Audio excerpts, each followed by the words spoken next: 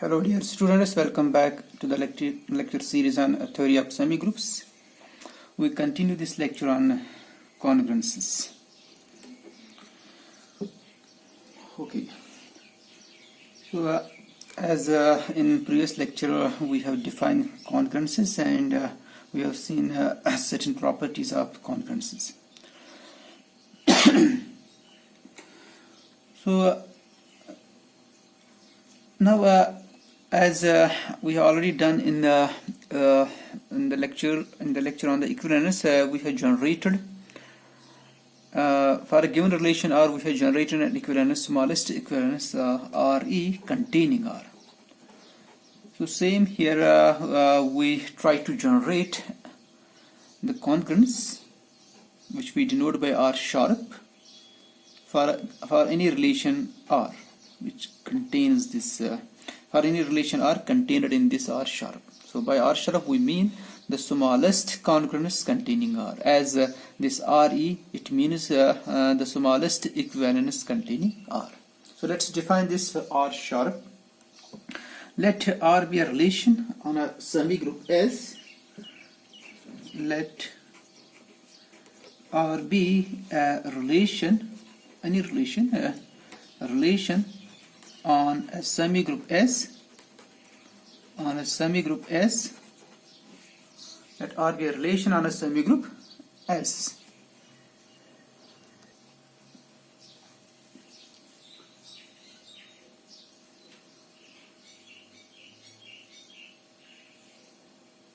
Okay.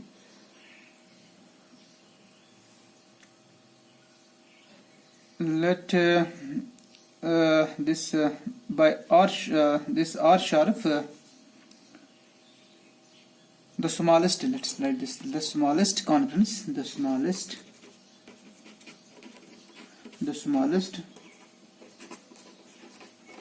congruence on S containing R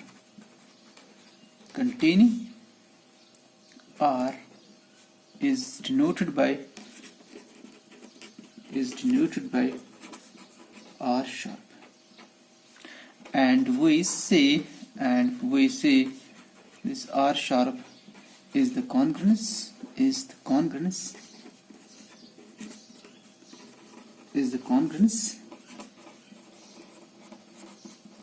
generated by R. Or this R sharp is actually the intersection of all the congruences containing R, because we have at least one congruence which contains R, that's S cross S itself. It's a congruence and it contains R, and we take all the congruences containing R and then we take their intersection. That is the smallest congruence containing R, and that we denote by R sharp, and we say this R sharp is the congruence generated by R. So first we define for any given relation R, we try to define the smallest compatible relation on R on S containing R. So let R be any relation. Let R be any relation on S, any relation on S. So let's define this relation RC. C stands for compatible. RC. It's a relation. It's a set of ordered pairs X, A, Y, X, B, Y, such that X and Y, they are in the semigroup S1, where S1 is a semigroup by adjoining an identity, is a semigroup S by adjoining an identity 1. Okay, and this A, B pair, it belongs to R. So A and B are related. So let's define this new relation RC. So clearly this RC, it contains R. We show that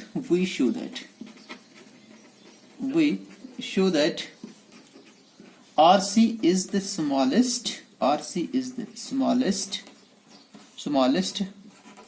left and right compatible relation,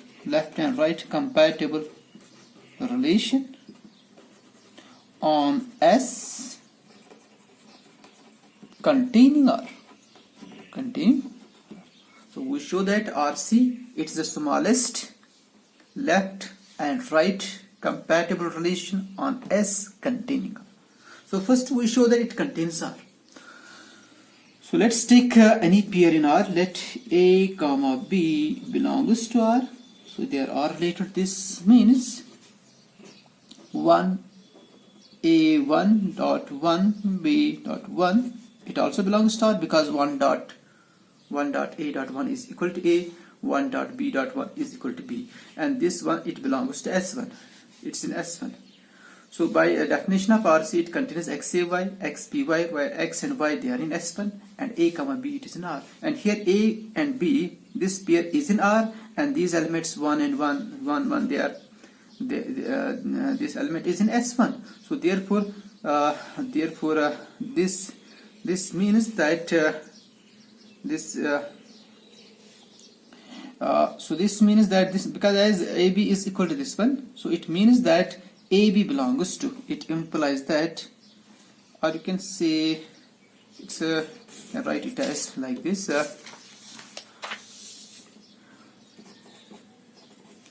This A comma B is equal to 1A1 comma 1B1, which belongs to RC. So which implies this AB belongs to RC. So thus R is subset of RC. So next we show that RC is left compatible.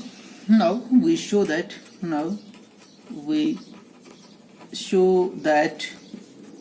RC is left compatible.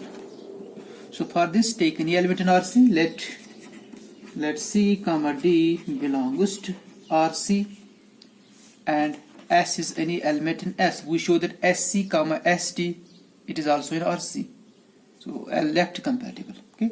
Since SC comma D belongs to RC, this implies C is of this form XAY and D is of this form XBY, where X comma Y belong by definition of RC, and A comma B belongs to R.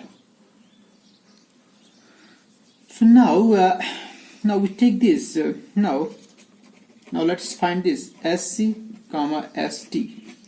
It's equal to S into C. C is it's S XAY, S XBY, and that's equal to SX AY SX BY. Now look at this order here. SC and Y, they belong to S1. They belong to S1 because X comma Y belongs to S1.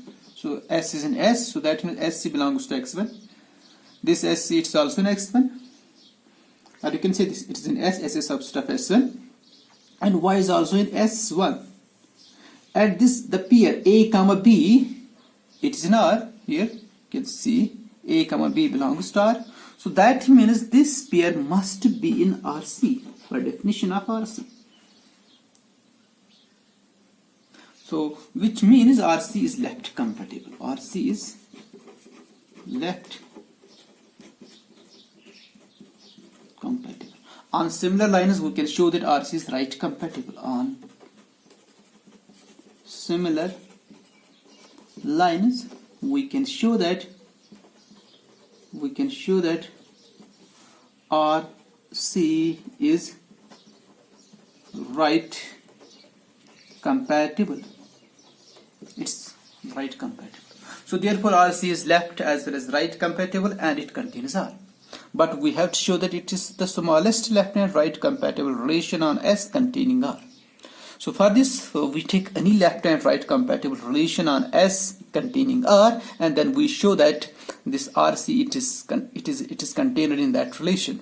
So let's take any relation. So let's take any relation.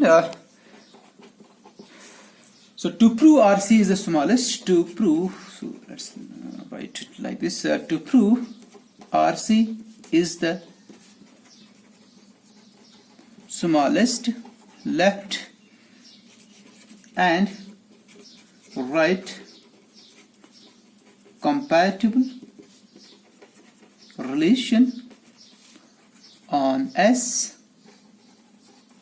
containing R, we need to show that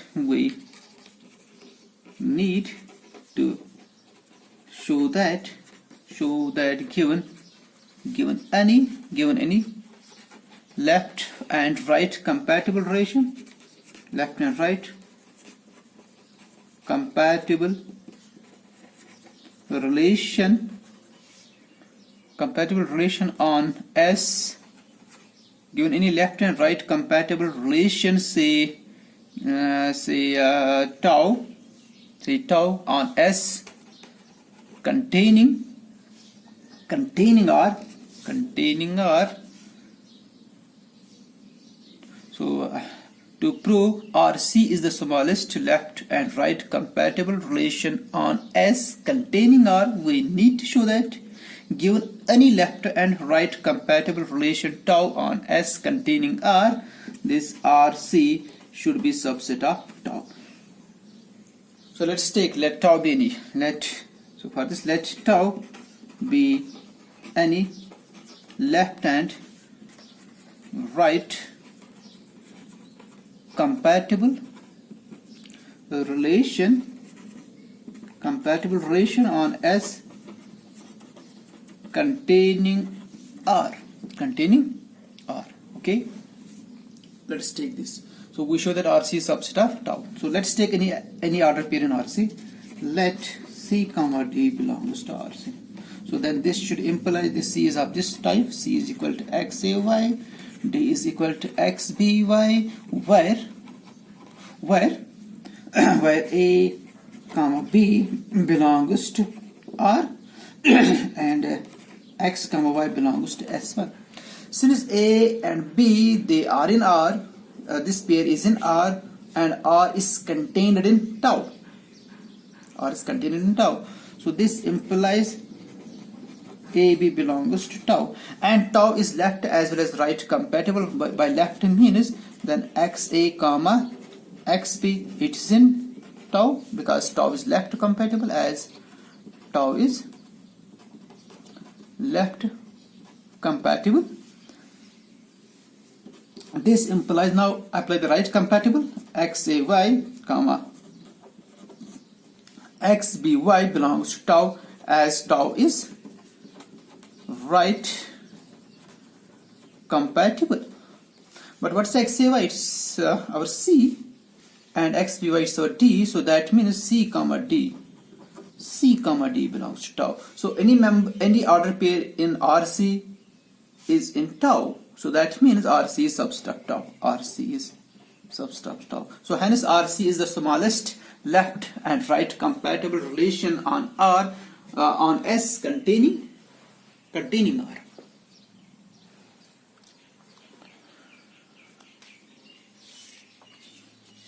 Okay.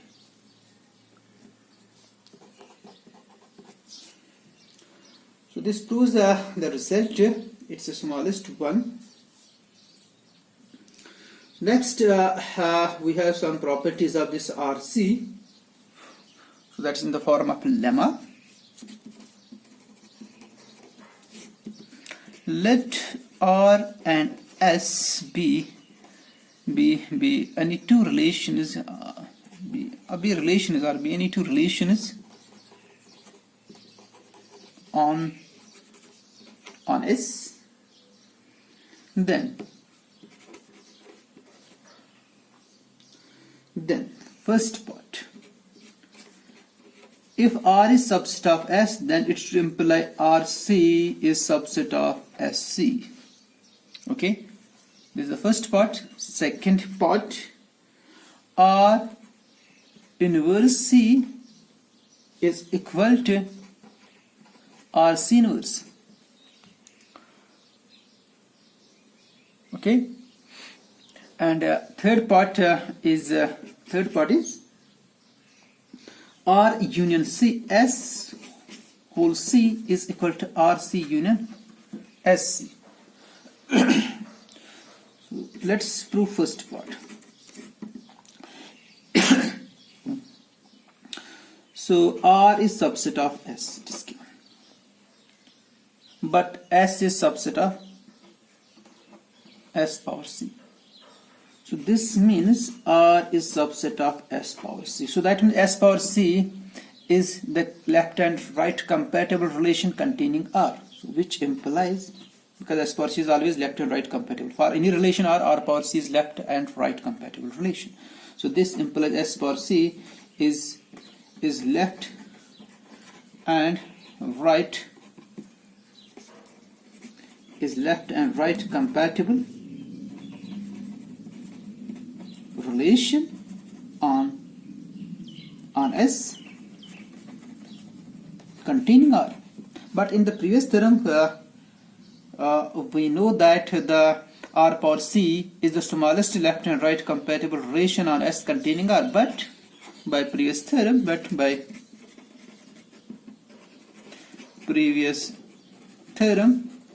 R power C is the smallest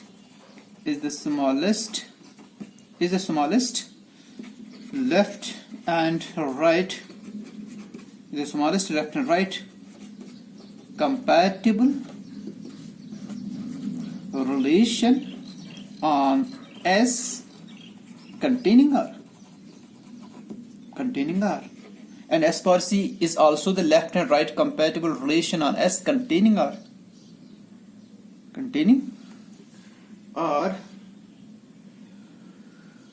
So I will write this as because that's a semigroup actually. So let me write instead of S, let me write T here, okay? T. So because S is our semigroup, R and T, okay? Let me write T here. It's T, okay? So it's T here. It's T here. Okay. It's T. So that means T power C is the left and right compatible relation on S containing R, but R power C is the smallest left and right compatible relation on S containing R.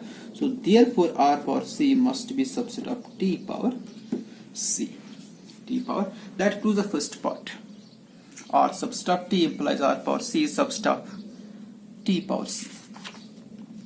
So let's prove the second part now. Second part. What's second part? Second part is R inverse C is equal to RC whole inverse. Okay.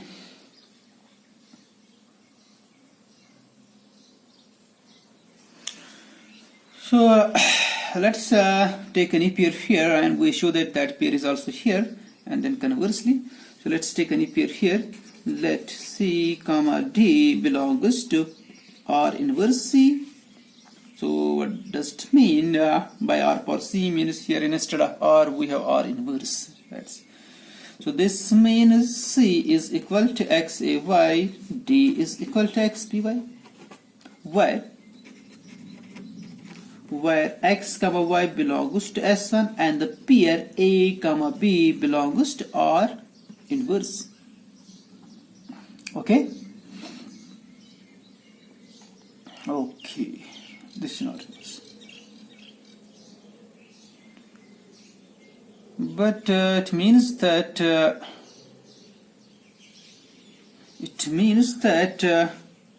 this B comma A belongs to R, because A comma B belongs to R inverse, and this implies XBY XAY belongs to RC. By definition of RC, what's the definition of RC? It contains the members like this XBY XAY, where B comma A should be in R, and that's in R here. B comma A belongs to R, so it's in RC. This order pair is in RC, and this implies XAY XBY belongs to RC whole inverse.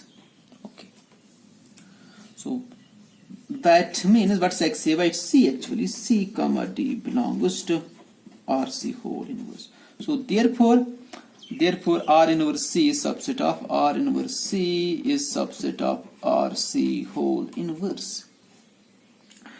Now, to prove convergence, we take any pair here, and we need to show that that pair should also be in this relation. So now let's take this any pair here. Take C comma D belongs to RC whole inverse, which implies D comma C belongs to RC, and this implies D is equal to, say, XBY, and C is equal to XAY, where X comma Y belongs to S1 and B comma A belongs to R. So this implies whenever B comma A belongs to R, it means that A comma B belongs to R inverse, and this means XAY comma XBY belongs to R inverse C. That's again by definition. So that means C comma D belongs to R inverse whole C. So C comma D belongs to RC inverse. It means that it belongs to R inverse C whole, R inverse C. So thus we have this R inverse C is equal to RC inverse. So this proves the second part. So now we put third part of this theorem.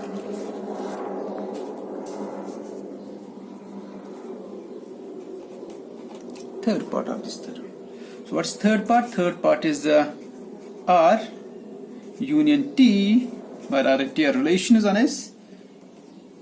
Power C is equal to RC union TC. R union T whole C is equal to RC union TC. So we need to prove both the inclusions actually. So to prove one inclusion, we use the first principle. We use the definition of RC actually, or we use the lemma actually here. It is the smallest congruence containing R. So we have how do we use that? We have R is subset of R union T. This is clear. R is subset of R union T, and R union T is subset of R union T C. Okay.